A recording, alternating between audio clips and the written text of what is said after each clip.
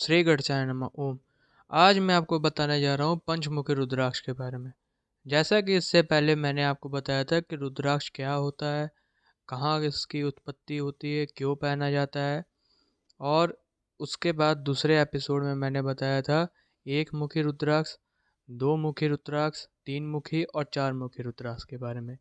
तो आज मैं आपको बताने जा रहा हूँ पाँच मुखी रुद्राक्ष के बारे में। तो जो पांच मुखी रुद्राक्ष होता है ये भगवान शिव की संबंध रखता है और जो कि एक वृक्ष में विराजमान होता है। इसमें चार मुख सौम्य होते हैं और एक मुख दक्षिण का होता है। इस चारों मुख का अगर मैं बात करूं तो जो एक मुख जो दक्षिण की ओर होता है वो भयंकर रूप से धारण किया जाता है।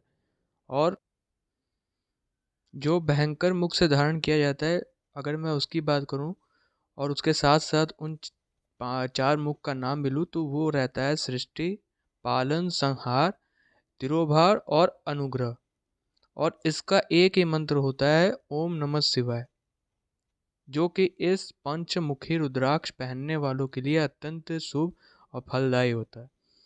अब अगर मैं इसी मंत्र को धारण करने के योग्य की बात करूं कि जब इसको धारण करने के लिए कौन सा मंत्र बोला जाता है तो वो होता है ओम ह्रीम क्लीम नमः।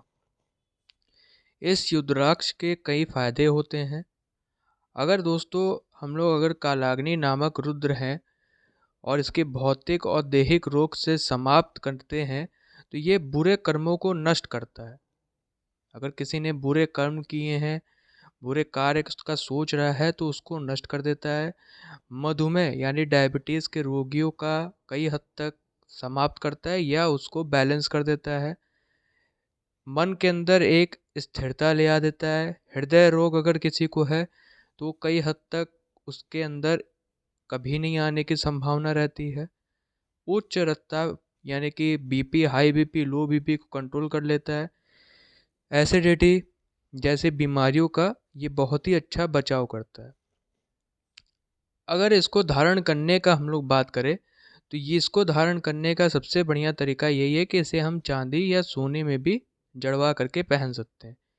यह बृहस्पति का है रत्न। अगर इसका ग्रह की बात करें तो वो है बृहस्पति। बृहस्पति जैसा कि आप लोग जानते हैं जुपिटर हम लोग कहते हैं बृहस्पति, तो ये बृहस्पति ग्रह से संबंध रखता है। और इसका मंत्र जैसा कि हमने बताया था ओम ह्रीम नमः, तो इसको जप करके श्रावण मास में अगर धारण किया जा रहा है तो बहुत ही अच्छा इसको माना जाता है।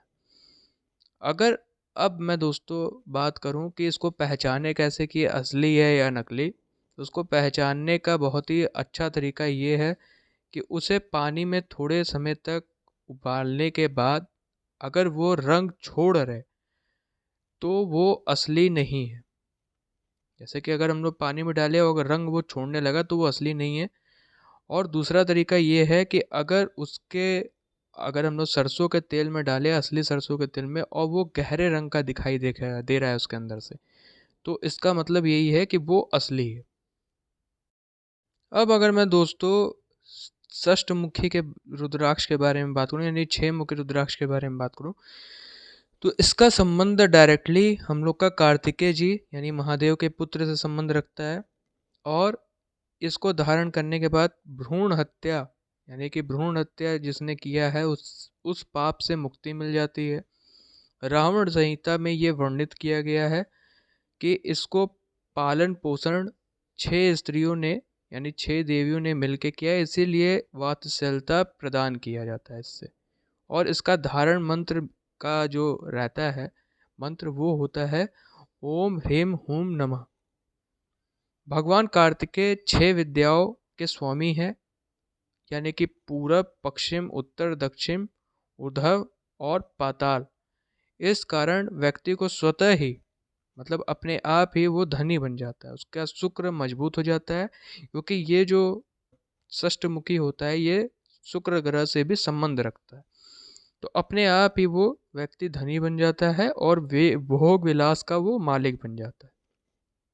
अब अगर मैं दोस्तों इसका व्यक्ति के ऊपर धारण करने का बताऊं कि कैसे धारण करना चाहिए, तो या तो कुंडली किसी विशेषण इसके दिखा के धारण करे और या तो वो कई हद तक अगर देखा जाए कि वो शुक्र के नक्षत्र में भी अगर पैदा हुआ है तो और ये अच्छा है कि इस रुद्राक्ष को वो धारण कर सकता है। एक चीज़ और है दोस्तों कि ये कई प्रकार के रोगों से छुटकारा दिलाता है। जैसे कि आपने सुना होगा कि शुक्र का संबंध डायबिटीज़ से होता है, तो डायबिटीज़ यानी मधुमेह से ये छुटकारा ज़रूर दिलाता है। इसके साथ ही साथ नेत्र पीड़ा जैसे कि मोतियाबिंद, दृष्टि दोष, रतौंधी यानी कि रक्त होना होता है ना, कभी-कभी लोगों के आँख में खून यानी लाल हो जाना, और इससे निजात मतलब कि इसको ख़त्म कर देता है। इसको छोटे बच्चों को पहनाने का बहुत ही अच्छा चीज़ है, क्योंकि भाई उन लोग पढ़ते रहते हैं, मोबाइल आजकल चल रहा है तो मोबाइल भी देखते रहते हैं। तो इससे बहुत ही अच्छा ये फ़ायदा है कि नेत्र में दिक्कत नहीं होगी, नेत्र संबंधी रोग नहीं होंगे। इसके अलावा ये क्या करता है कि ये इसको धारण करने के बाद व्यक्ति के बुद्धि का विकास हो जाता है। मतलब वो जो भी सोचेगा उसके दिमाग में वो वही काम में करेगा और उसको विजय प्राप्त करके ही मानेगा। आत्मविश्वास बहुत ज़्यादा हो जाएगा और उसके अंदर शौर्य भी रहेगा, प्रेम भी रहता है।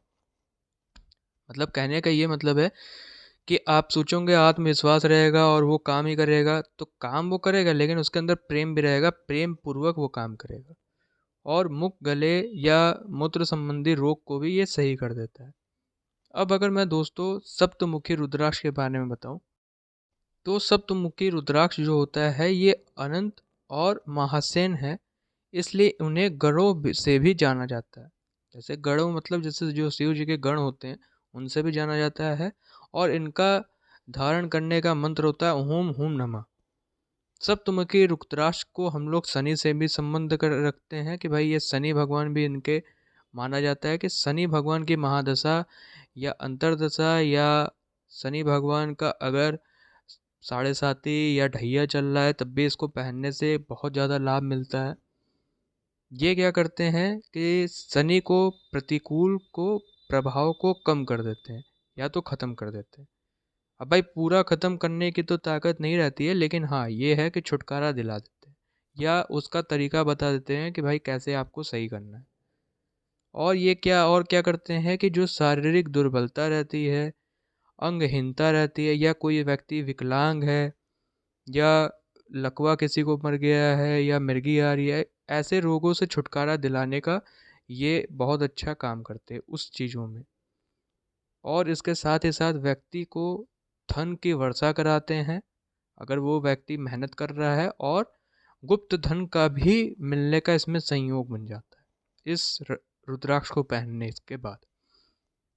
अब अगर दोस्तों मैं अष्टमुखी रुद्राक्ष की बात करूं, तो ये रुद्राक्ष सिद्धि विनायक यानी गणेश जी से संबंध रखता है और राहु दोष को खत्म कर सकता है। इससे व्यक्ति तेजस्वी बनता है, बलशाली बनता है, बुद्धिमान बनता है, और व्यक्ति जो रहता है वो बहुत ही ज़्यादा सोचने समझने की शक्ति बहुत ज़्यादा अपार हो जाती है। मंत्र धारण भी करने के बाद, मंत्र भी साधना करने के बाद और तेज हो जाती है, उसकी बुद्धि का विकास बहुत तेज हो जाता है। अब अगर मैं दोस्तों रोग की बात करूं, तो ये फेफड़े रोग, चर्म रोग या सर्पदंश या किसी चीज़ से भय होना, भाई लोग होते हैं ना किसी न किसी चीज़ से उनको भय होता है, उससे छुटकारा दिलाता है। और बाहर और आंतरिक सुंदरता भी बढ़ाता है, यानी बाहरी जो दिख रहा है, जैसा इंसान दिख रहा है उससे भी सुंदरता बढ़ाता है, और आंतरिक जो उसके मन में रहता है उसमें भी सुंदरता ले आता है कि भाई सुंदर मन से भी अच्छा होना, ऐसा आप समझिए, ये भी बढ़ाता है। ये बुद्धि का तो विकास, जैसे मैंने बताया कि बुद्धि का विकास तो करेगा ही, और इसके साथ ही साथ ये शक्ति भी प्रदान करता है कि भाई हमें क्या काम करना है और किस तरीके से करना है और जल्दी करना है। इसको पहनने के बाद व्यक्ति कला से निपुण हो जाता है और किसी भी चीज़ का प्रतिनिधित्व कर सकता है। किसी भी चीज़ का अगर उसको प्रतिनिधित्व करने की कोशिश किया जाए तो वो उसके अंदर एक ऐसा शक्ति प्रदान कर सकता है कि वो प्रतिनिधित्व कर सकता है। इसका संबंध नाड़ी से भी होता है, और नाड़ी के रोग जो रहते हैं उससे भी ये निजात दिला सकता है, इसको सही कर सकता है। तो आज के लिए दोस्तों इतना ही। बाकी आगे और भी मैं रुद्राक्ष के बारे में बताऊंगा जो बचे हुए हैं। शुक्रिया दोस्तों। बाय।